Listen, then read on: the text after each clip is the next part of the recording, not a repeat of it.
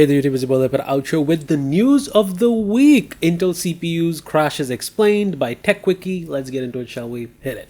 Modern CPUs are usually pretty reliable, Well, so it came as a shock to people when their shiny new Intel Core i9 processor started crashing for reasons unknown, and was even more shocking when they went online and found that there's been a great deal of frustration about instability issues with Intel's 13th and 14th gen Core i9s, along with some Core i7s and even lower tier chips, that has gotten so bad that motherboard manufacturers were compelled to push out BIOS updates to help fix the problem. But who's to blame for these issues? Is Intel pushing out shoddy chips? Is another component manufacturer at fault? Was it Colonel Mustard in the conservatory with the candlestick? Well, the story is actually pretty complicated and has its roots in competition between motherboard manufacturers. Okay.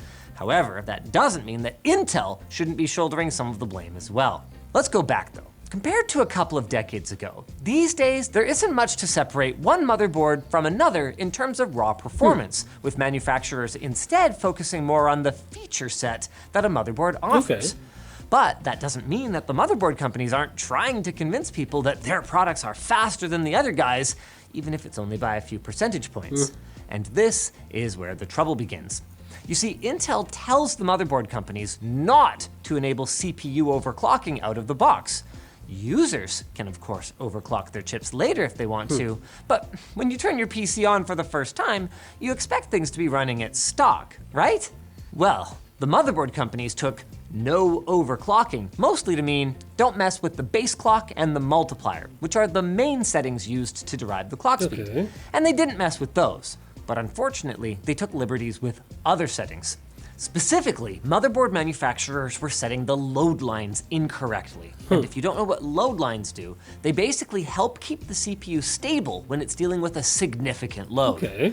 Doing this had the intended effect of the CPU running cooler than it otherwise would have been, and when the system saw the CPU was cool, it would boost the CPU's speed, which the mother manufacturers could possibly use to say that their board was delivering better performance.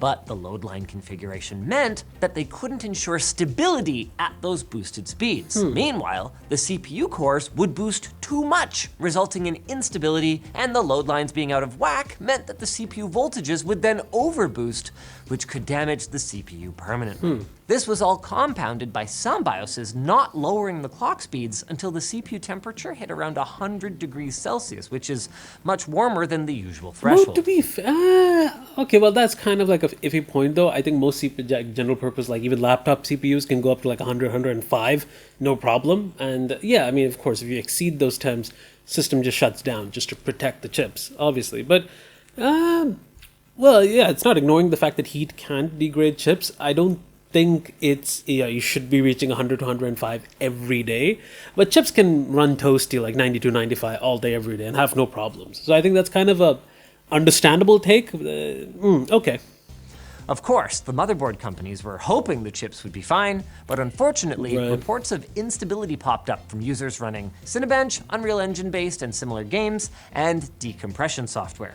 Higher-end chips were hit harder as their high voltages, speeds, and temperatures caused greater instability and even chip degradation in some cases, resulting in the need for an RMA to Intel. Investigations like the one undertaken by the developers of the game Warframe showed that the problems were overwhelmingly on Core i9s and some Core i7s. Okay.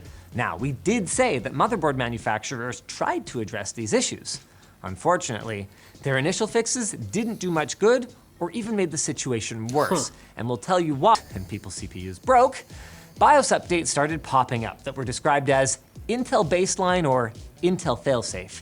Except, this didn't actually mean Intel's intended default settings.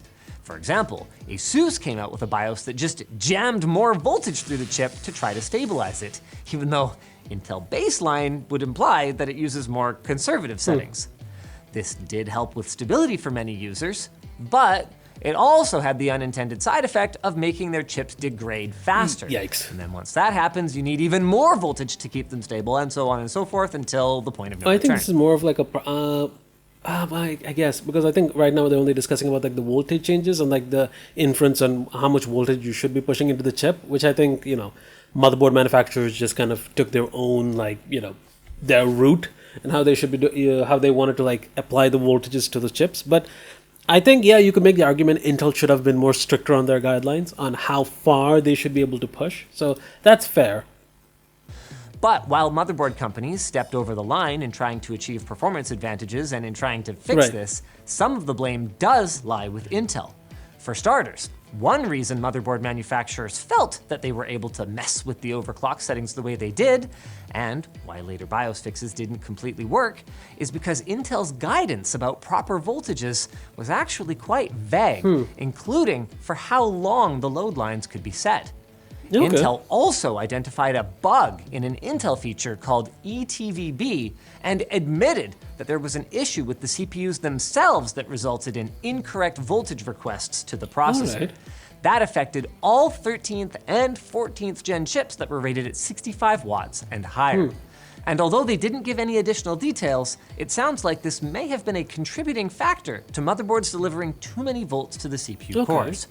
Whoever owns which percentage of the blame, though, the truth is Intel's reputation has been tarnished to the point where one game developer has announced they're migrating all of their servers to AMD CPUs. Reasonable. And while it isn't clear exactly why the ETVB bug is present, it appears that toward the end of 2023, Intel was already trying to get motherboard companies to rush out BIOS updates right around the time this problem started to rear its ugly head, which may have been the origin of the ETVB problem.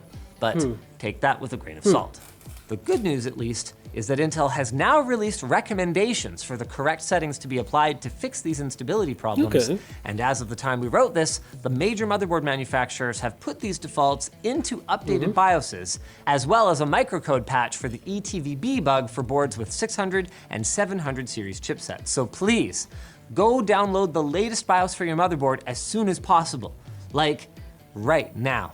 Even though Intel has said the fix for the root issue contributing to excessive voltage isn't coming until the middle of August, the current BIOS updates should make your system more stable and at least prevent damage to your CPU in the meantime. Well, that is interesting because I think they've only talked about the voltage. They haven't mentioned anything about any manufacturing defects here. Like, if I'm not wrong, Gamers Nexus did bring out the possibility that it could have been maybe like some manufacturing defect in some chips or in certain batches that may have contributed to some of these issues, but I guess they're not addressing it in this video, but I suppose take it with a grain of salt, because I think at the end of the day, it depends. I think there might have been a Gamers Nexus video that dropped as well, so I'm only addressing the Linus video here, so I want to check it out as well. I think that it has some pretty good information, as I understand it. For some reason you're still having stability issues and you don't have time for system downtime to RMA your CPU to Intel, you can try turning your CPU's clock speed down by about 300 megahertz by adjusting the multiplier in your BIOS. Hopefully that'll at least keep you